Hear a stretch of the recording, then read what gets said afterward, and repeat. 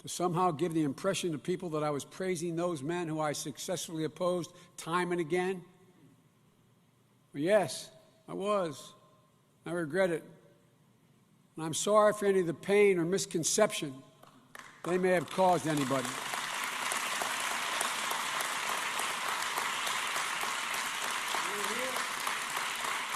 But should that misstep define 50 years of my record for fighting for civil rights, racial justice in this country? I hope not. I don't think so. That just isn't an honest assessment of my record. And I'm going to let my record and my character stand for itself and not be distorted or smeared.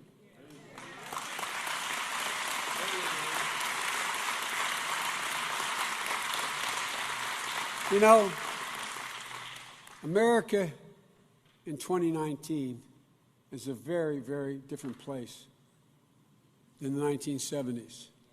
And that's a good thing. I've witnessed an incredible amount of change in this nation. And I've worked to make that change happen. And yes, I've changed also.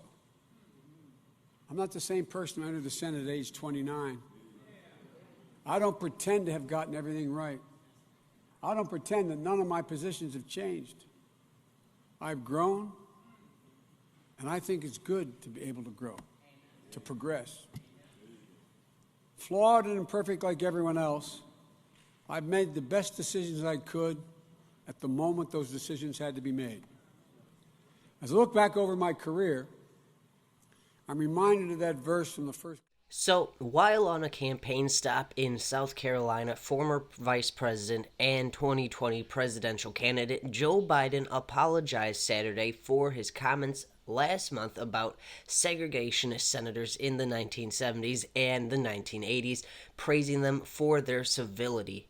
Now, Joe Biden said, "Folks, now was I wrong a few weeks ago to somehow give the impression to people that I was praising those men who I successfully opposed?" What?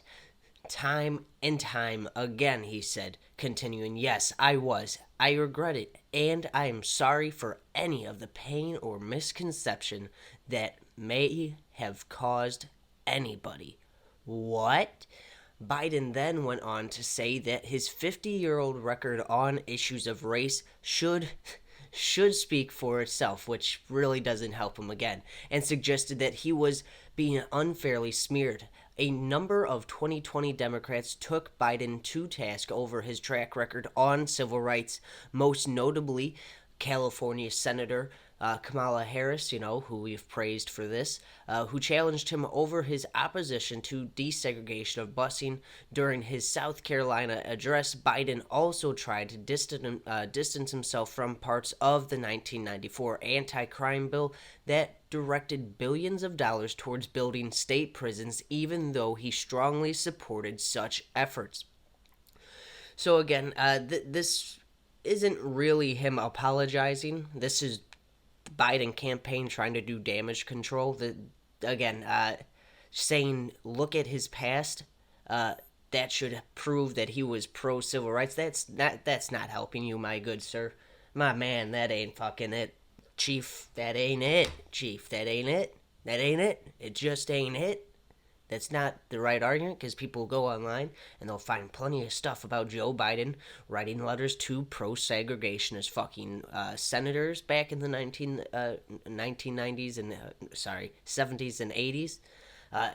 It's just, this is something Joe Biden should have, instead of waiting to apologize because of him just pushing it off, acting like he didn't do this stuff, it's more so something he should have came up front and owned instead of hiding like he's been doing.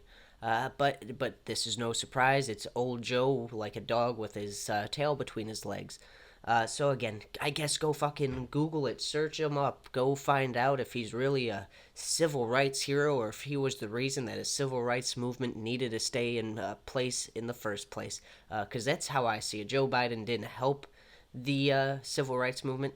Joe Biden just continued to give a reason that there needed to be a civil rights movement in the first place. So again, this definitely isn't going to help the Biden campaign. It just gives you some more funny sound bites and more videos of Joe Biden trying to cover up his old racist past. And who knows, he probably still has some racial undertones nowadays, right? So that's all I have for you guys on this one. That's all for this video. Please make sure you hit that subscribe button and give this video a thumbs up if you enjoyed what I talked about. Now, if you'd like to support the show, well, just remember you can visit the Patreon link below in the description and become a $3 or $5 monthly donor to the channel. Thanks for watching this video, and as always, this has been your Daily Ember.